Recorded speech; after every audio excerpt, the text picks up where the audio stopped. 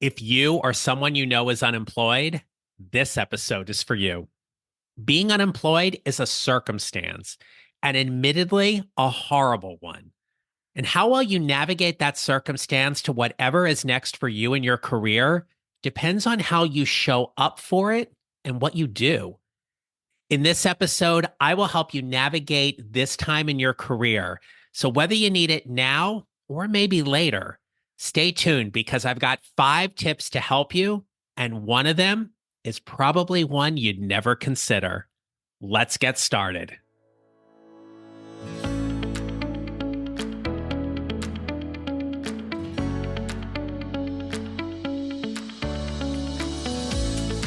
Welcome back, my friends. This is the Mid-Career GPS podcast. I'm your host, John Nerrill. I help mid-career professionals find a job they love or love the job they have using my proven 4-step formula. Now, I'm always saddened to hear when somebody shares that they've lost their job at the end of the year. I know people specifically who this happened to, and it's always a really difficult time, especially around the holidays.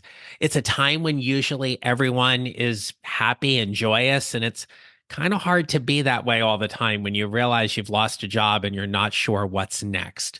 After all, losing a job isn't something one celebrates. So, to begin, I want to offer you this: losing your job is a circumstance. Now, by that, I mean that it's an event that happened for some particular reason. Maybe you messed up on your job. Maybe you did something that got you fired, or maybe your company experienced some kind of financial hardship and they've had to lay people off. Maybe they've gotten acquired by another firm or organization and they've decided to make some staffing cutbacks. And your position, unfortunately, is one they've determined they no longer need. Now, however you were let go is something you need to be clear of. And whatever that is part of your story. So, what I want to ask you right now is, how well are you owning that part of your story when you're networking or you're interviewing? I want to offer you that there is no shame in being unemployed. It happens. It happens to practically all of us. It's happened to me. And I remember going through that time feeling like, oh my gosh, what could I have done differently? Could I have done something that they would have kept me? Whatever it is, they made a business decision. And unfortunately, that means you are no longer employed and you are looking for something else. You have to decide how you tell that part of your story. And if there's one thing that we have seen as a result of the pandemic that happened in 2020, is that we know people got laid off, they got let go, they took time off for whatever reasons. Having a break in your career history doesn't carry the same stigma as it once did, say, 20, 30, even 40 years ago. You may be sitting there as a professional in your early to mid 40s and thinking, "Oh my gosh, I remember if my parents were unemployed or this happened to a family friend and oh, they couldn't talk about it." It's all different now. Granted, if you were let go for performance reasons, there's a way to talk about that. If you were let go because the company made cutbacks, it's usually easier to tell your story in that way. The company made some financial decisions. I was part of a 5%, 10% reduction in force at the company. It wasn't for performance reasons. And so, therefore, I'm currently looking for a new job. So, I promised you 5 tips to help you navigate being unemployed. Here's the first one. What's your timeline? Get really clear on your timeline for finding that new job. At the time of this recording in January of 2024, what we are seeing across the board right now is that for mid-career professionals, it's averaging about 5 months from when you begin looking for a new job to when you land one to secure that new position. Now, in some cases, it can be sooner. In other cases, it'll be later.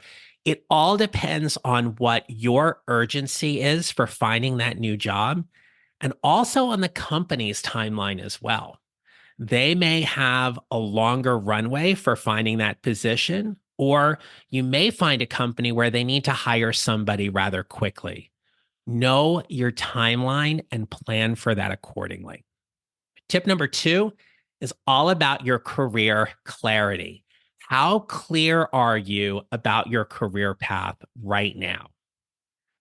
So, what I want to offer you are some questions to consider about your career clarity that will help you navigate this time of being unemployed.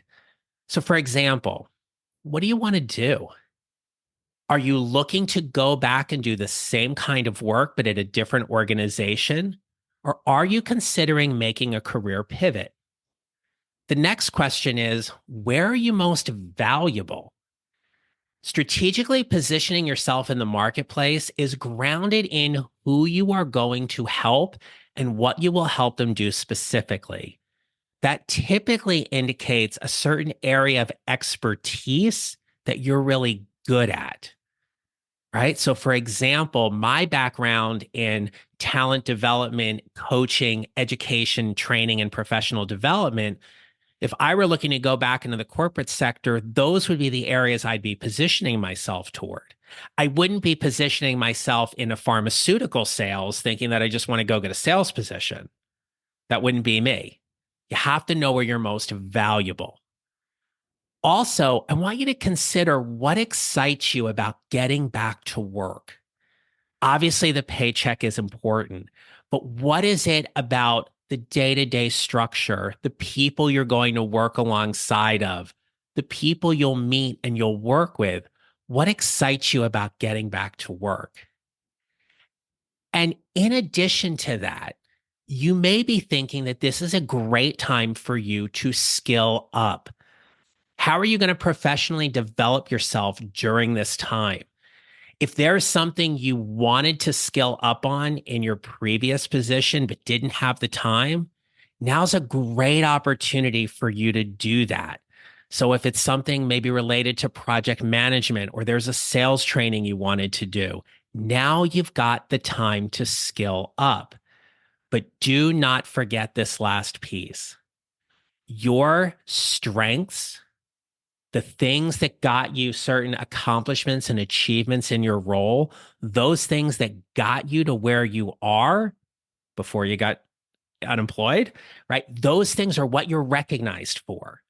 So never, ever, ever forget that your skills and your strengths are your greatest assets that are going to make you more marketable when you start going to search for that new job. Okay. Tip number three, I want you to get everything in order. By getting things in order, that includes your resume, your cover letter, optimizing your LinkedIn profile, building a networking strategy, and knowing how you are going to tell your story, specifically when you're networking and interviewing.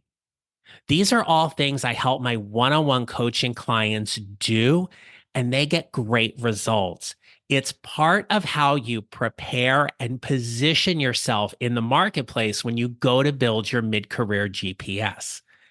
Now, I want to pause here for a minute because if you are currently unemployed, I want you to go to my website and I want you to download a free job seekers checklist that I have on my website. So all you have to do is go to johnnerrell.com. Right there on the homepage, you are going to see a place to download your free mid-career job seekers checklist. It's going to have everything in that checklist in an editable PDF that you can go through and just check off all of those things that you need to do to get yourself organized on things like your resume and your cover letter and your LinkedIn and your networking, but also some other things as well. So you can visit johnnerrell.com, get that free checklist. Even if you're thinking somewhere down the road this year that you're probably going to be making a job pivot or looking for a new job, get the checklist as well at johnnerrell.com. Okay. Number 4, get a plan. This one is one that a lot of people often overlook because they think, okay, I just have to go out and start applying for jobs. Well, yes, that can be part of it. But so often when I'm talking to people who are curious about hiring me as a coach or they're unsure of where their job search is at, they don't have a solid strategy for how they're going to get that result. And that result is ultimately getting a job offer. I'll hear from people who'll tell me that they've applied for 100 positions in the last week, or they've applied for 500 positions in the last 3 months, and they never, ever, ever got an interview. Well, don't you think that's telling you that there's something wrong in your process or your approach?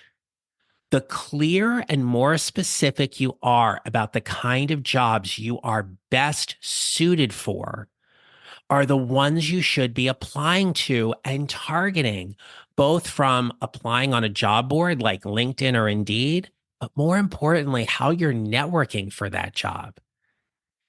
And look, if you're listening to this and you're saying, look, I'm an introvert, I don't really like talking to people, I'm just going to go ahead and apply online on these job boards, you are missing out on a huge opportunity that could potentially accelerate your path to finding that new job by not networking.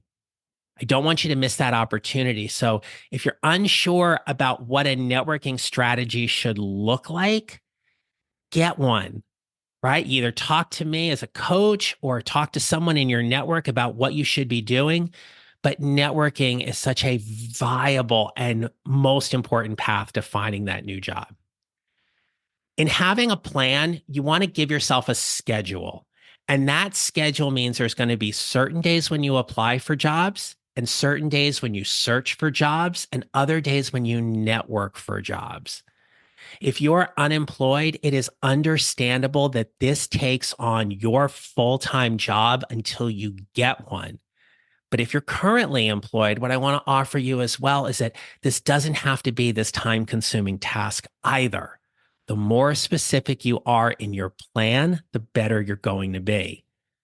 But ideally, how will you hold yourself accountable? How will you hold yourself to doing the things you're saying you're going to do each and every week and execute on those? All right. Well, we talked about 4 tips so far. And just to recap, it's knowing what your timeline is, getting greater clarity about your career path. Number 3 was about getting things in order. And number 4 was about having a plan. But here is the one thing that a lot of people often overlook, and it might shock you a little bit when I tell you this. So, tip number 5, if you're currently unemployed, is have some fun.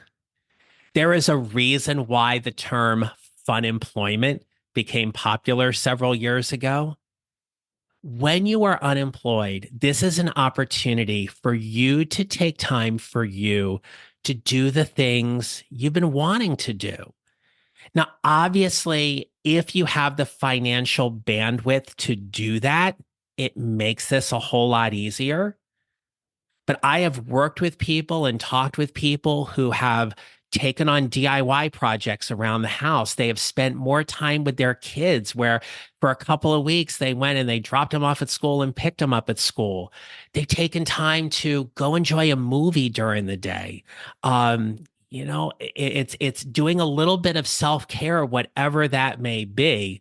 One of the things that I did for the first time last year that I really enjoyed was doing a float. So it's a place that you go to where you sit in a sensory deprivation tank and they put a ton of salt in the water. You just kind of float in this tank and everything, and they play some really cool music and stuff like that. It's so relaxing for me. I really, really enjoy it. And a lot of times you can find things on Groupon or a local deal where even as a first timer, you can go, it's not super expensive. Look for things like that. Even if it means you go and you get yourself a cup of coffee at a really nice hotel and you sit in the lobby and you apply for jobs. Change up your environment, do something different. But here's the thing most people miss. They don't want to talk about it when they get in the interview. They feel like, oh my gosh, I can't really talk about this. It's not appropriate. It absolutely is. You should be prepared to answer how you have used your time during this period because you may never have this time again. Do it in a way that accentuates your growth, highlights your opportunities that you took advantage of. And here's what this would look like. Let's say, for example, that your company lets you go and it's taken you 3 or 4 months before you find a new job. And a hiring manager looks at you and says, so I understand you left your last job 4 months ago. What have you been doing during this time? Thanks so much for the question. So I actually took this time as an opportunity to not only get really clear about the kind of jobs I wanted to target, but I used it for skill development. I used it to reconnect with people in my network that I just got too busy and didn't have a chance to really connect with them when I was employed before. Had an opportunity to spend more time with my kids, do some projects around the house. And then there were days when, honestly, I just didn't want to spend a ton of money. So I went and I got myself a coffee and I sat in this lobby of this really nice hotel and I applied for jobs there. But I made it fun and enjoyable because the reason why I was let go had nothing to do with my performance. So I took the circumstance I was given and I made the most out of it. Imagine what the other person, the hiring manager, that interview is going to think when they hear an answer like that. You can't control what they think, but you can control the messaging. The messaging is that you took advantage of an opportunity you were given and you are confident in how you use that time.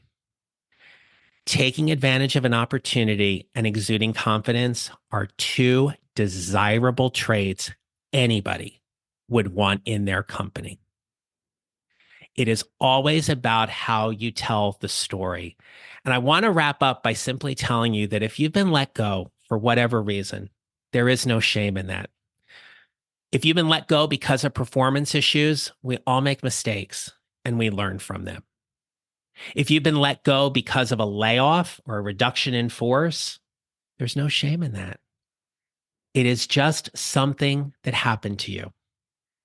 And how you pivot from that and how you tell your story is all about how you show up to create your next advancement opportunity.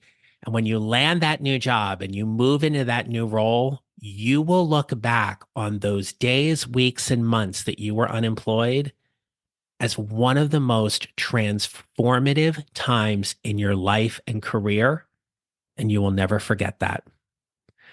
So, my friends, if you are curious about how to build your mid-career GPS to whatever is next, reach out to me. We can connect on LinkedIn. You can connect with me through my website. And if you are interested in how I can help you as your coach, now is a great time to book a free 30-minute discovery session where you can learn more about how I can help you as your coach, what it would be like for us to work together, and also how to start building that plan for you for whatever is going to be next. So until next time, my friends, remember this. You will build your mid-career GPS 1 mile or 1 step at a time, and how you show up matters. Make it a great rest of your day. Thank you for listening to the Mid-Career GPS podcast. Make sure to follow on your favorite listening platform. And if you have a moment, I'd love to hear your comments on Apple Podcasts. Visit johnnerrell.com for more information about how I can help you build your mid-career GPS or how I can help you and your organization with your next workshop or public speaking event. Don't forget to connect with me on LinkedIn and follow me on social at John Nerrell Coaching. I look forward to being back with you next week. Until then, take care and remember, how we show up matters.